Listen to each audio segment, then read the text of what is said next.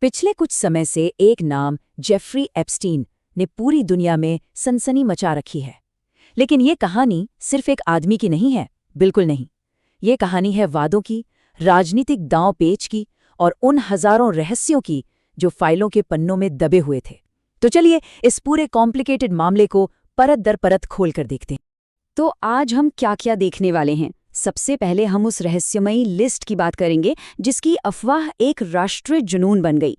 फिर देखेंगे कि कैसे इस चक्कर में एक बड़ा राजनीतिक तूफान खड़ा हो गया।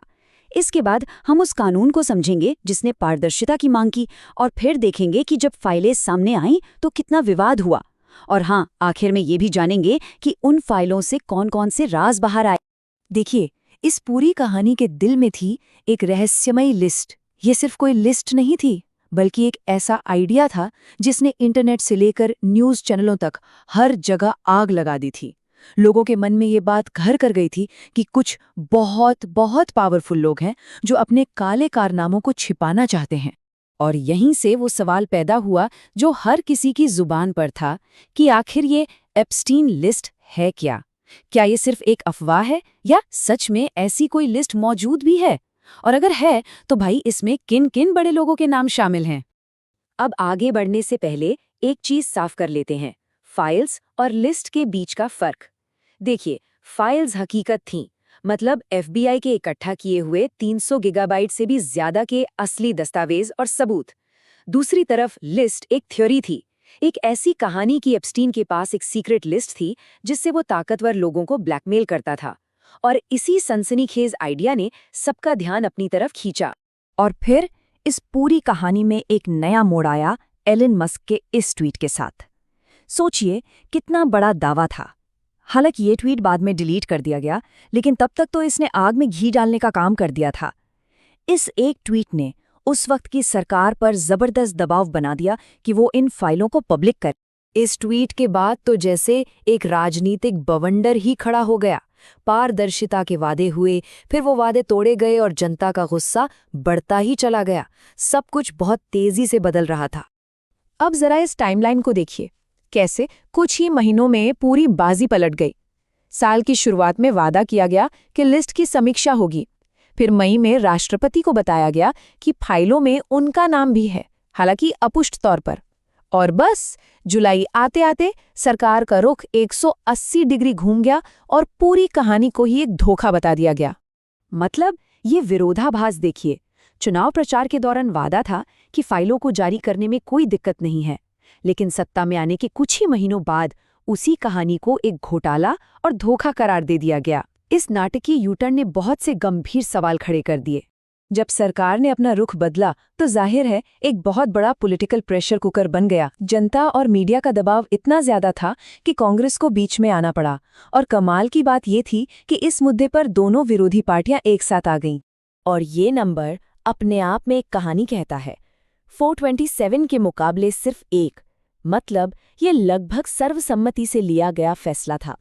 अमेरिकी हाउस ने एक साफ और जोरदार संदेश दिया कि सरकार चाहे जो भी सोचे, ये फाइलें तो अब जनता के सामने आकर रहेंगी। और बात यहीं खत्म नहीं हुई। उसी दिन हाउस के बाद सेनेट ने भी बिना किसी विरोध के इस बिल को हरी झंडी दे दी। ये दिखाता है कि व्हाइट हाउस पर राजनीतिक दबाव कितना ज्यादा था। अब उनके पास कोई और रास्ता बचा ही नहीं था। तो अब कानून बन चुका था, राष्ट्रपति के दस्तखत भी हो गए थे। न्याय विभाग को फाइलें पब्लिक करने के लिए 30 दिन का वक्त मिला। 19 दिसंबर की डेडलाइन थी और पूरा देश सांस रोके इंतजार कर रहा था कि अब कौन से राज खुलने वाले हैं। लेकिन जब डेडलाइन वाला दिन आया तो उम्मीदों पर थोड़ा पानी फिर गया। Deputy attorney general Todd Blanche ने ये बयान दिया। उन्होंने कहा कि सारी फाइलें एक साथ नहीं बल्कि किश्तों में आएंगी। इस बयान ने तुरंत गुस्से की लहर दौड़ा दी, क्योंकि ये साफ तौर पर कानून का उल्लंघन लग रहा था। खुलासे का वो दिन पूरी तरह से एक अफरा तफरी में बदल गया। एक तो डेडलाइन मिस हुई, ऊपर से जो फाइलें जारी हुई उनमें सैकड़ों पन्ने पूरी तरह से काले कर दिए गए थे। वेबसाइट ठीक से चल नहीं रही थी, और सबसे हैरान करने वाली बात, कुछ फाइलें रहस्यमयी तरीके से गायब भी हो गईं। पारदर्शिता का वादा एक मजाक सा लगने लगा। और लीपापोती का सबसे बड़ा उदाहरण शायद यही था। 119 पन्नों की एक पूरी फाइल जिसका नाम था ग्रैंड जूरी एनवाई, जारी तो की गई, लेकिन उसका एक भी शब्द पढ़ने लायक नहीं था। हर एक पन्ना पूरी तरह से काला। इस एक फाइल ने लोगों के गुस्से को और भी ज्यादा भड़का दिया। इतनी आलोचनाओं और विवादों के बाद भी जो फाइलें सामने आईं, उनमें कुछ जानकारी तो थी। तो सवाल ये है कि आखिर उन अधूरी और लीपापोती वाली फाइलों से जनता को असल में देखने को मिला क्या? चलिए देखते हैं। जारी किए गए डॉक्यूमेंट्स में कई बहुत जाने पहचाने चेहरों के नाम और तस्वीरें थीं। Bill Clinton, Donald Trump, Bill Gates, Michael Jackson. ये लिस्ट काफी लंबी थी और इन नामों ने मीडिया में एक नई बहस छेड़ दी। लेकिन यहाँ बहुत जरूरी है, जैसा कि एसोसिएटेड प्रेस ने भी साफ किया था, किसी का नाम या तस्वीर इन फाइलों में होने का ये मतलब बिल्कुल नहीं है कि वो दोषी है। ये सिर्फ एक जुड़ाव दिखाता है, किसी अपराध का सबूत नहीं। इस बात को ध्यान में रखना बेहद जरूरी है। तो आखिर में हम कहाँ आकर खड़े होते हैं?